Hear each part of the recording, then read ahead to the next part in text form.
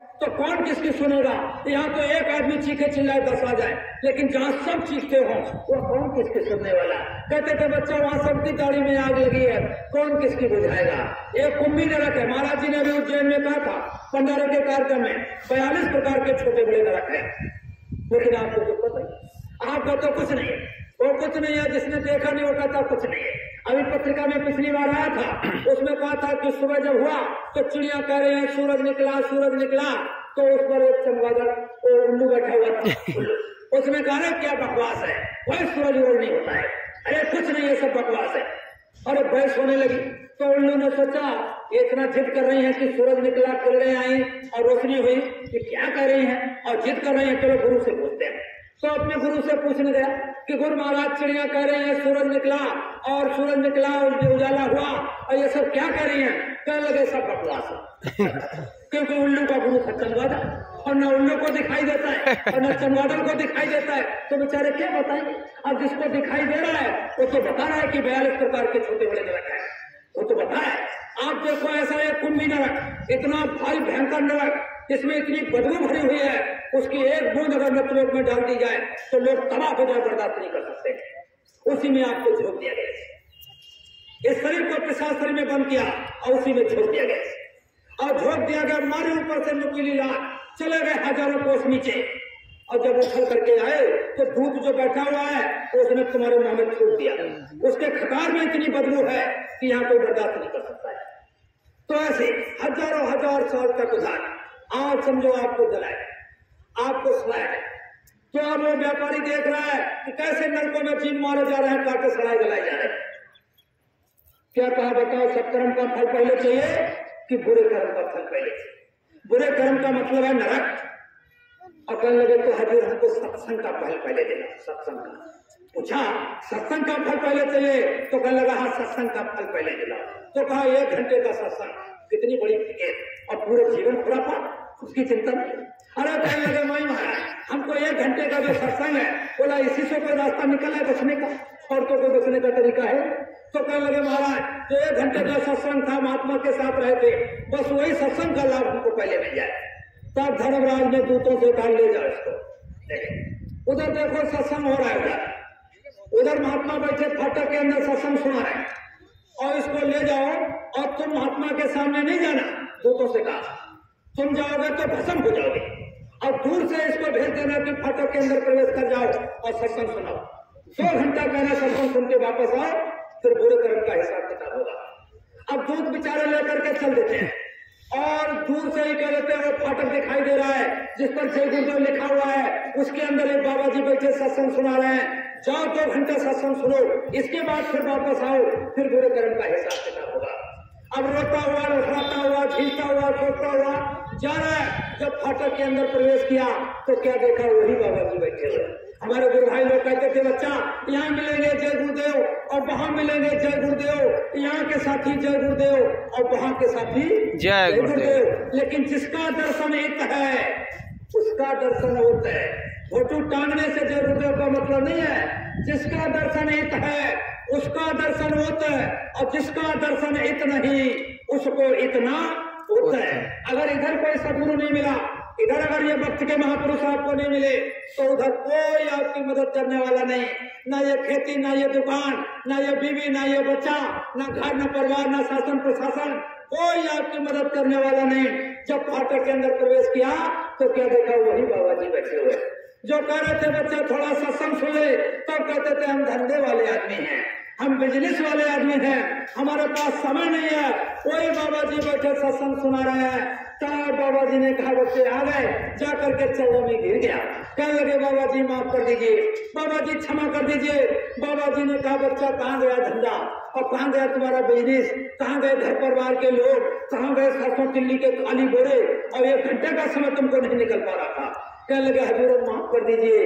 निर्धन चला करता है धनवान के पीछे, निर्बल चला करता है बलवान के पीछे, मोही खुला करता है संतान के पीछे, और मूर्ख सब कुछ खो देता अज्ञान के पीछे। अज्ञान में रह करके हमने अपने सारे समय को बर्बाद किया था, और हम नहीं समझ पाए थे कि एक दिन इतना बुरा दिन आएगा जब सब हमारा साथ छोड़ देंगे तो कौन काम आएगा। ये कभी सपने में भी नहीं सोचा। रामायण को खूब पढ़ते हो, उसमें लिखा है बिन गुरु गुरुमति तरह न कोई, चाहे विरंत शंकर सम होई। खूब पढ़ते गीता, खूब पढ़ते रामायण, लेकिन पढ़ने से काम नहीं चलेगा, करने से काम चलेगा। तो इसलिए प्रेमी भाई बहनों, बाबा जी कह रहे हैं और कह रहे हैं हजूर हम तो ठग लिए गए, अब हम पर दया कर दीजिए, हम पर कृपा कर दीजिए। बाबा जी ने कहा बच्चा दया तो हो गई, कृपा तो हो गई, तब तो तुम यहाँ आ गए। अगर दया कृपा न हुई होती तो तुम यहाँ कैसे हमारे सामने आते? कहने लगे बाबा जी आए तो हैं, लेकिन 2 घंटा के लिए आए हैं। उधर से कहा 2 घंटे के लिए जाओ। 2 घंटे के बाद फिर हम देख करके आए हैं, नरकों में मारो काटे सताए गलाए जाएंगे। बाबा जी ने कहा बच्चा तुम घबराओ नहीं, सोना जंग ना लगाए, लोग घुनो ना खाए, अजीब चिताओ संत को, कब न नरक है संत का पकड़ा जी। कभी नरक नहीं जा सकता है तो नरक पैसे से नहीं, नरक हुकूमत से नहीं, नरक बीवी बच्चों से नहीं, नरक घर परिवार से नहीं, नरक किससे बचा? सदगुरु के। तो बताओ ऐसे सदगुरु के लिए क्या 1 महीने में 4-5 दिन का समय नहीं दे देना चाहिए? क्या ऐसे महापुरुष के लिए 24 घंटे में 2 घंटे का समय नहीं दे देना चाहिए? ऐसे महापुरुष के लिए आप 100 साल में 365 दिन होते हैं, 300 दिन निकाल दीजिए अपने घर गृहस्थी खेती बाड़ी के काम धाम में, लेकिन 65 दिन तो सेव करके रखिए तो हम इनके लिए देंगे। इनके लिए का मतलब हमारे लिए होगा, तो प्रेमियों उससे हमारी बचत हो जाएगी, रक्षा हो जाएगी। लेकिन अभी देखो, अभी महाराज जी का हुक्म आदेश आया कि ये देखो भंडारे का ये यानी जो प्रसाद है मंदिर के शिलान्यास का और मंदिर के यहाँ पूजन का, और ये कैलेंडर प्रसाद और ये लेकर के हर गुरु भाई के पास पहुंच जाए। लेकिन आपको ठंडी लग रही है। अब 15 तारीख तक पूरी रिपोर्ट आरटी जिम्मेदार से मांगी जा रही है कि 15 तारीख तक ये काम हो जाए, लेकिन अभी आपको ठंडी लग रही है, लेकिन अभी आपको गर्मी लगेगी आपको। लेकिन वो प्रेमियों तरह से भूल गए कि फिर क्या होगा, और फिर पछताए क्या हो जब चिड़िया चुनेंगे, खेत समय निकल जाएगा, अगले महीने आदेश हो जाए कि बस ये सेवा बंद, दूसरा आदेश है। तो इसलिए चूकने की जरूरत नहीं है। यही महापुरुष है आपको बचाने के लिए, यही महापुरुष आपसे सेवा से सब कुछ कराना चाहते हैं। तो आप सब लोगों से निवेदन प्रार्थना है, आप सोच करके देखिए, सोच करके देखिए कि गुरु के सिवा आपकी कोई रक्षा करने वाला। तो बाबा जी ने कहा बच्चा तुम घबराओ नहीं, वो यहाँ आएगा नहीं, अब तुम यहाँ से जाना नहीं, वो यहाँ आ ही नहीं सकता है। दूत जो बाहर खड़ा है वो यहाँ आ ही नहीं सकता, अब तुम यहाँ से जाना नहीं। तो तुम यहाँ बैठ करके सत्संग करो। 2 घंटा, 4 घंटा, 6 घंटा बाबा जी के साथ रह रहा, 10 घंटा हो गया। दूत बेचारे इंतजार करके वापस हो लिए, और धर्मराज से कहा महाराज वो तो 8 घंटे के बाद भी वापस नहीं आया। तब धर्मराज ने कहा वो तो गया हाथ से, क्योंकि ना तुम जा सकते हो ना हम जा सकते हैं, वो तो ऐसा दरबार है, 3 लोक न खंड में गुरु से बड़ा न कोई, अब करता करे न कर सके गुरु करे सो होए। तो प्रेमियों जागे भाग्य हमारे, हम सदगुरु पाए, हमारी किस्मत जागी, हमारा भाग्य जागा, हमको आपको ऐसे महापुरुष मिले और भटकने से बचा लिया। ये काल भगवान का बड़ा कुछ चल रहा है, अब बड़े बड़े घर में चले गए तो हमको देखने में जो आ रहे थे, लेकिन आपके तो इतनी गुरु महाराज की विशेष दया कृपा हुई कि हमको आपको ये पूजनी महाराज जी मिले, और इन पूजनी महाराज जी ने और गुरु महाराज ने हमारे आपके अच्छे बुरे कर्मों को नहीं देखा, हमारे आपके पाप और पुण्यों को नहीं देखा, और हमको आपको नामदान दे। ये ना बहुत से लोग महाराज जी से नामदान लेकर के यहाँ बैठे होंगे, बहुत से लोग गुरु महाराज से नामदान लिए यहाँ बैठे होंगे।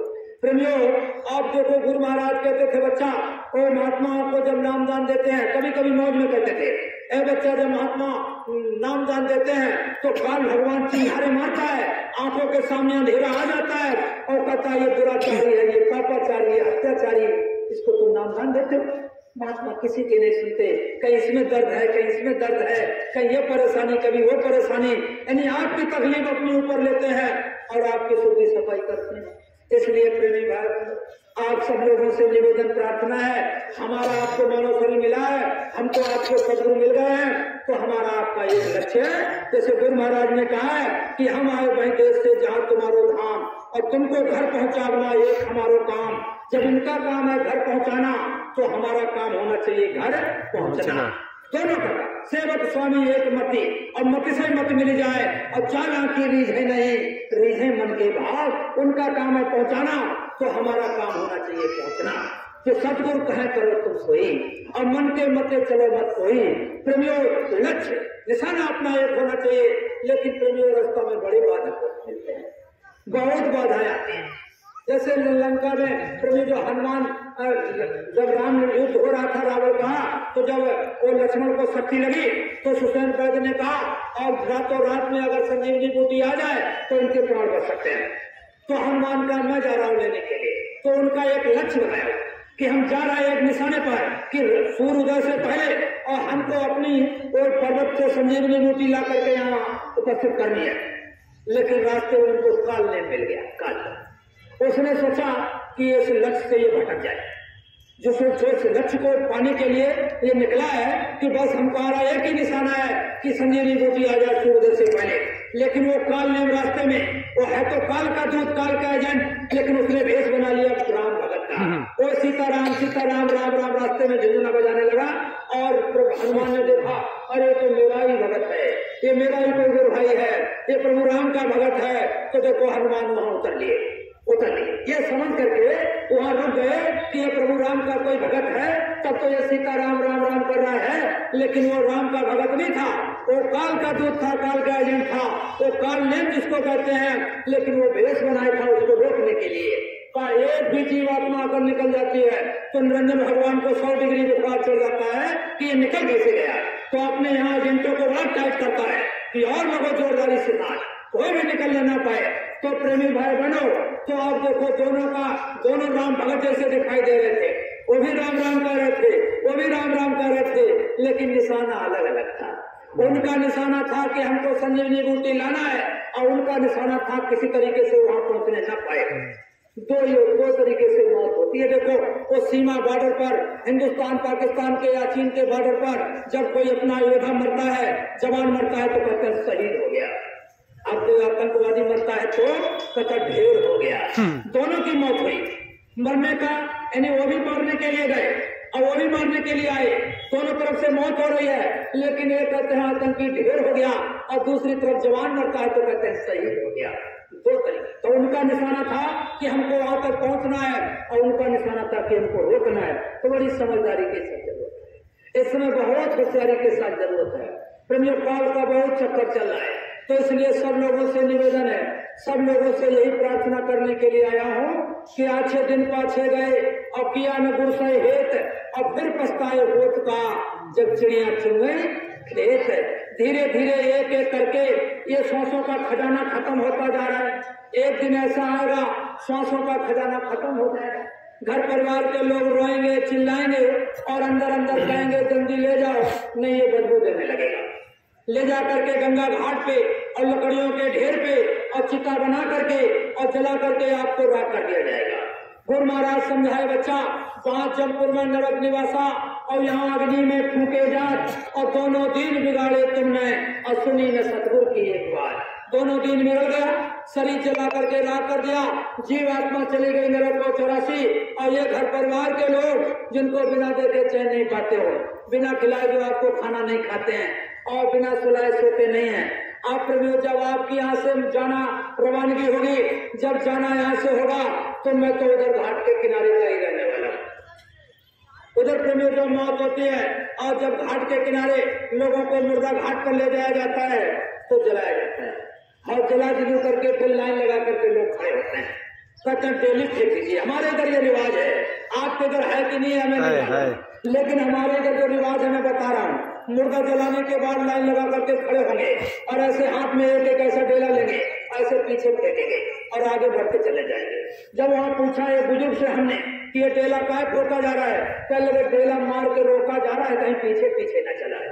देखो वह परिवार जिसके पीछे तुम भजन नहीं कर पाए, जिसके पीछे सत्संग नहीं सुन पाए, जिसके पीछे सेवा नहीं कर पाए, वो इतना घबरा रहा है कहीं पीछे पीछे न चला है। और जब घर पे जाते हैं तो दरवाजे पर कड़वा नीम का पत्ता लोग पहले से रख देते हैं। आप क्या होता है कि नहीं होता, मेरे इधर जो होता है मैं बता रहा हूँ। उधर कड़वा नीम का पत्ता पहले दरवाजे पर रखा, ऐसे मुँह डालते हैं और कहते हैं तुम हमको कड़वे नीम से ज्यादा चाहिए, हम मेरे घर तुम्हारा नहीं है। और फिर भी अगर धोखे से तुम्हारी परछाई उस घर में आ गई तो सुबह भगत को बुलाएंगे और भगत जी से कहेंगे भगत जी चाहे 200 ले जाओ चाहे 500 ले जाओ। अब देखो अभी तो चले गए थे 8 दिन पहले और ये देखो फिर आ गए और ये बच्चा चौंक गया और ये बीमार हो गया। अब चाहे 200 लग जाए चाहे 2000 लग जाए, लेकिन ऐसा बंदोबस्त